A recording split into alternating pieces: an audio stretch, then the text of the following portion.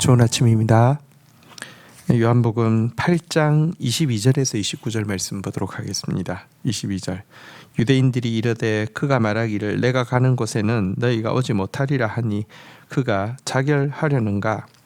23절 예수께서 이르시되 너희는 아래에서 났고 나는 위에서 났으며 너희는 이 세상에 속하였고 나는 이 세상에 속하지 아니하였느니라. 24절 그러므로 내가 너희에게 말하기를 너희가 너희 죄 가운데 죽으리라 하였노라.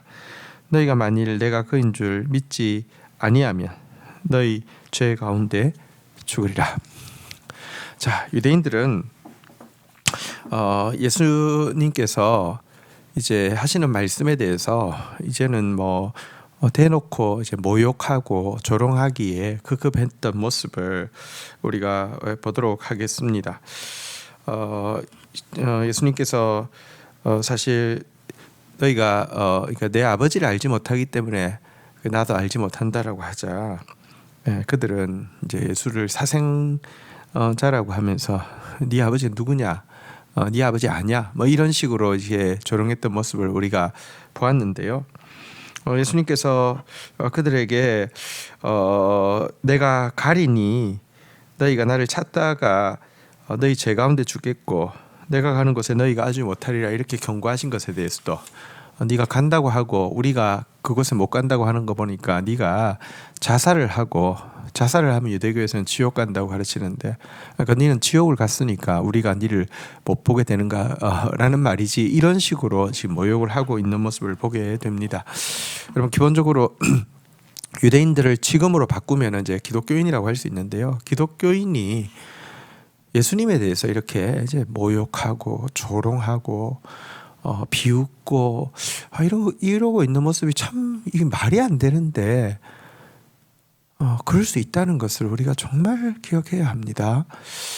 어쩌면 이 시대에도 기독교인이 가장 성경적인 진리에 대해서 가장 모욕하고 저주하고 욕하고 비웃고 있을 수 있다는 사실을 오늘 이 바리새인들이 예수님 앞에서 보이고 있는 모습, 예수님 앞에서 보이고 있는 모습에서 우리를 돌아볼 수 있어야 합니다. 진리 아닌 것이 진리의 자리를 차지할 때, 교만이 우리의 마음을 차지할 때 얼마든지 여러분 예수를 가장 잔인하게 죽일 수 있는 것이 기독교인이라는 것을, 오늘도 진리를 가장 압살할 수 있는 것이 교회라는 것을 우리가 기억해야 할 것입니다. 예수님께서 이에 그들의 말을 고치시기 위해서 너희는 아들에서 났고 나는 위에서 났고 너희는 세상에 속하였고 나는 이 세상에 속하지 아니었다라고 하시면서, 만약에 너희가 나를 알고 믿지 않는다고 하면 너희가 갈 곳이 세상에 속하였고 아래에서 난 너희가 갈 곳이 지옥이다라고 지금 이야기를 하고 계시면서, 다시 한번 동일하게 너희는 너희 죄 가운데 죽을 것이다라고 이야기 했는데 내가 누구인지 알아야 된다. 내가 바로 그인 줄 믿어야 한다. 이렇게 하시면서 당신이 지금까지 하나님과 동일하시며 당신이 지금까지 하나님께서 보내신 바로 그 메시아임을 다시 한번 선언하고 계십니다. 자, 여기에 대해서요 25절 한번 볼까요? 그들이 말하되 내가 누구냐? 예수께서 이르시되 나는 처음부터 너희에게 말하여 온 자니라. 26절 내가 너희에게 대하여 말하고 판단할 것이 많으나 나를 보내신 이가 참되심에 내가 그에게 들은 그것을 세상에 말하노라 하시되, 27절 그들은 아버지를 가리켜 말씀하신 줄을 깨닫지 못하더라. 자, 예수님께서 다시 내가 그인 줄 믿지 아니하면 너희 죄 가운데 죽으리라고 하시자 네가 누구냐 이렇게 예수님께 또 묻고 있습니다. 끝없는 되돌이표입니다. 표적을 보여주시고 나서 이스라엘 백성들 요구는 표적을 보여달라는 것입니다. 예수님 지금까지 당신이 누구신지에 대해서 누구든지 목마르거든 내게로 와서 마시라. 나를 믿는 자에게는 그 배에서 생수의 강이 흘러나리라. 나는 세상의 빛이니 누구든지 나를 따르는 자는 어둠에 다니지 않고 생명의 빛을 얻으리라. 끊임없이 당신이 누구신지 이야기했지만 네가 누구냐 이렇게 반문하고 있고요. 그러니까 겸손이 없으면 여러분 이 진리가 들어갈 수 없는 것이죠.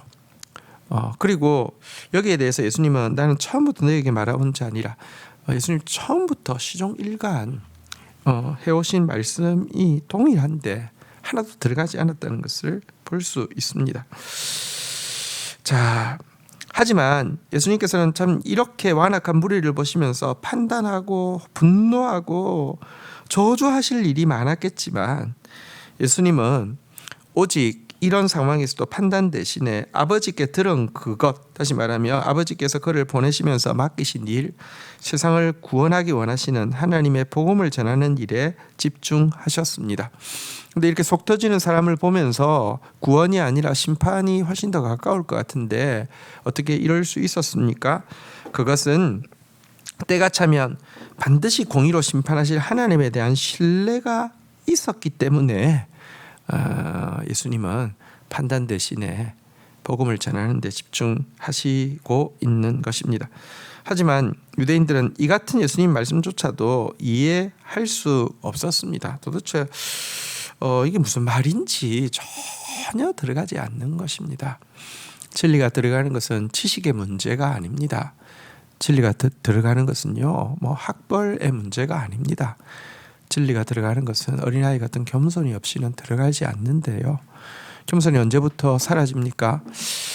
소돔과 고모라 사람들을 향해서 그들이 풍요함과 태평함이 있고 교만함이 들어갔다 이렇게 이야기하고 있는데요.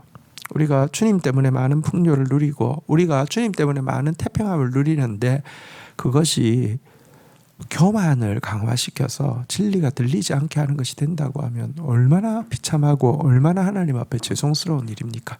어쨌든 아무것도 들리지 않습니다. 다시 한번 주님께서 당신의 십자가 복음을 정확하게 선언하십니다. 28절입니다. 이에 예수께서 이르시되 너희가 인자를 든 후에 내가 그인 줄 알고 또 내가 스스로 아무것도 하지 아니하고 오직 아버지께서 가르치신 대로 이것들을 말하는 줄도 알리라. 29절 나를 보내신 이가 나와 함께 하시는도다. 나는 항상 그가 기뻐하시는 일을 행함으로 나를 혼자 두지 아니하셨느니라. 예수님께서 다시 한번 당신의 십자가에 대해서 이야기하십니다. 인자가 든 후에 너희가 내가 그인 줄 알게 될 것이다. 이렇게 예언하셨습니다. 예수님 이 십자가 지신 이후에 지금 이렇게 진리가 안 들리는 사람들, 진리를 못 오가는 사람들 중에 소수라도 정말 우리가 구주를 십자가에 못 박아 죽일 수밖에 없을 만큼 철저한 죄인이구나라는 사실을 깨닫게 되고 그런 줄 알고도 우리를 위해서 죽어주신 예수 그리스도를 통한 하나님의 사랑을 받아들이게 되고 겸손하게 돌이켜 구원을 받게 될 것이다 라는 말씀입니다. 이 때문에 당신은 당신의 십자가가 부득이한 선택, 다시 말하면 어쩔 수 없어서 지는 참 패배적인, 그러니까 최선이 아니라 최악의 마지막 길로 여기시지 않고요. 여기서 인자를 든 후에 한다 할 때 이 들라는 단어는 이게 높이신다, 승기 이런 뜻을 가지고 있습니다. 이 십자가가 정말 실패가 아니라 영광임을 이렇게 선언을 하고 있습니다.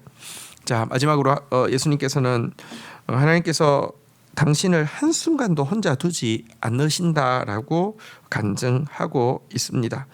이유가 무엇인지에 대해서 여기 보니까 내가 스스로 아무것도 하지 아니하였다라는 앞에 나온 구절도 있고요. 뒤에는요.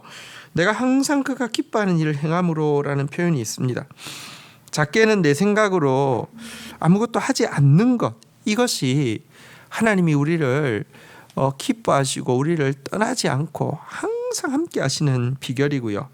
적극적으로는 또 크게는 매 순간 그가 기뻐하는 일을 찾아서 행하는 것, 이것이 하나님께서 우리를 절대 이렇게 내버려 혼자 두지 않으시고 기뻐하시는 비결임을 알 수 있습니다. 오늘도 우리 내 생각으로 많은 것을 하고 있는 삶에서 내 생각을 내려놓기를 바랍니다. 또 오늘도 나의 기쁨만을 위해서 달려가는 삶이 아니라 무엇이 하나님을 기쁘시게 하는 일인지 찾아서 그 일에 힘쓰는 저와 여러분들이 되기를 주의 이름으로 축원드립니다.